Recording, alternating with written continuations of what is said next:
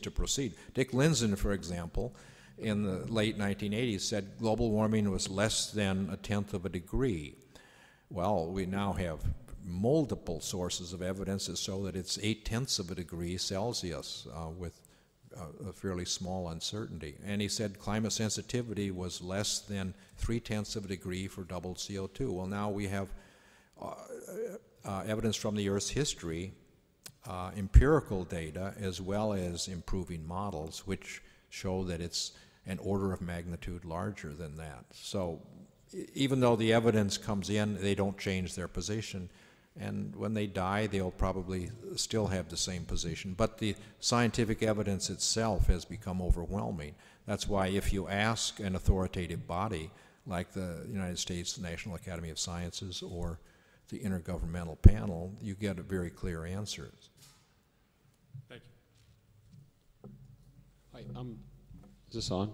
I'm Jerry Curran. I'm the chair of the New Hampshire chapter of the Sierra Club, and we've all followed you over the last 8 years and all the struggles you've been through, and we'd like to thank you for all the great work that you've done. It's really been incredible. Thank you.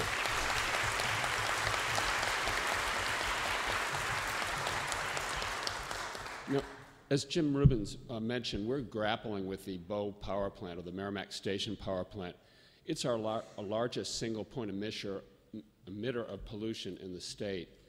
And at this point, what we're looking at is investing $500 million in sulfur scrubbers to add to the plant. And there are estimates that the cost of keeping the plant around for another 20 years could approach $3 billion. And so that's something that's ongoing now, and it seems like this is a great opportunity with you here to maybe speak to that issue of retrofitting and upgrading a very, very old, a 40-year-old coal-fired power plant. Yeah, you know, one thing I could have made clearer in my talk, now that I think about it, if you look at the size of this oil, gas, and coal reservoirs, what you realize is that because we're going to use gas as a very convenient fuel, and the readily available gas we're going to use, and likewise with the oil.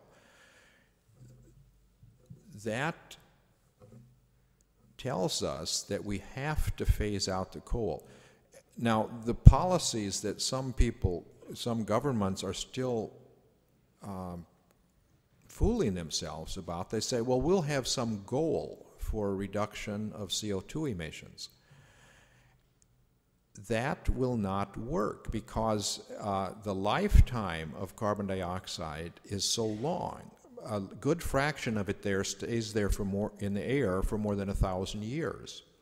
So you cannot solve the problem by slowing down the rate at which you use these fossil fuel reservoirs. You're actually going to have to terminate the emissions from the one reservoir which you could, and that's coal.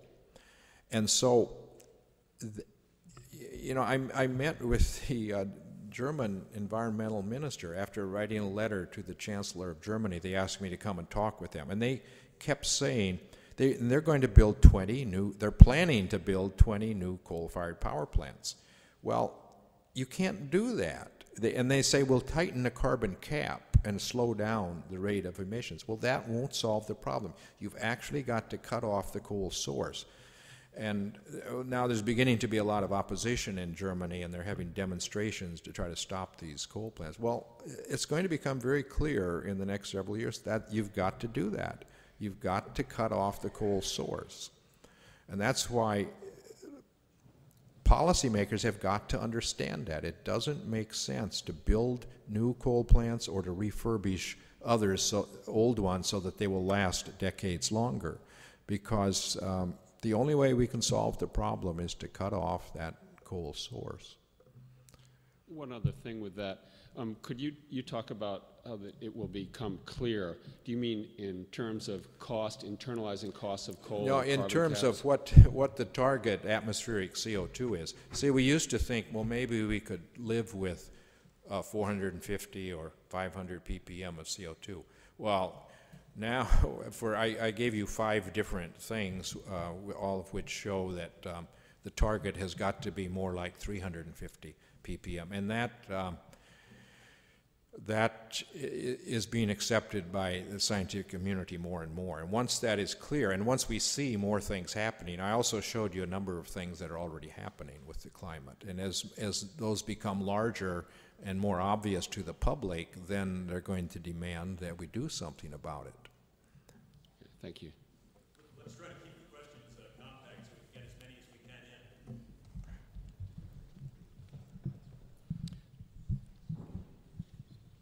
in. Okay, I'll start. Bob Perry, State Rep from District 3. This may, I think I know the answer to this question, but I'll ask it. If we were to assume climate change does not exist, are we then released to continue to pollute the planet and contribute to death and disease worldwide?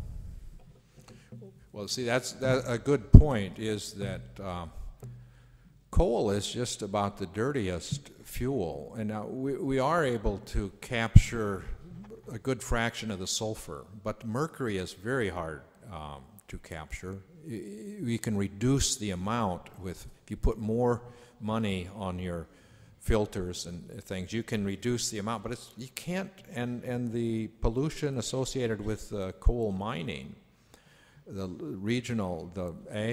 ash piles, there are a lot of health.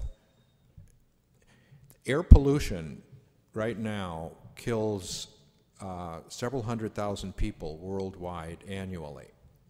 And a good fraction of that air pollution is associated with coal burning. If nuclear power plants were killing that many people, we would close all of them down immediately. But in the case of coal, we're just willing to live with that pollution. It's, but we can't. But we're going to have to figure out how to get our energy, as these fossil fuels would run out anyhow. So why don't we do that now? We can solve those health problems as well as the climate problem. Thank you very much. I'm Representative Beatriz Pastor, District 9, and I am a member of the Science, Technology and Energy Committee. You've mentioned in your plan a number of points. No new coal plants should be built, and then no coal should be burned without capturing CO2 emissions. And eventually, within a time frame of 20 years, we would phase out the use of coal completely. Could you talk to us a little bit about the current state of carbon capturing technology? Yeah, that it's really not ready. It's really the claim that there will be clean coal soon has been sort of an excuse to keep using coal. And the last administration took 7 years to decide where they were going to build the first carbon capture place, because the truth is the coal industry doesn't want that. It will make it more expensive. If you have to capture the pollutants and bury them, that will make energy from coal much more expensive.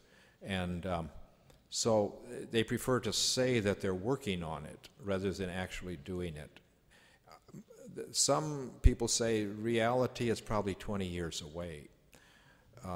But I think the U.S. has decided now it's going to try to make one plant and try to do it more quickly than that. And that's, we should be trying to make one plant and show how viable it is and how expensive it will be.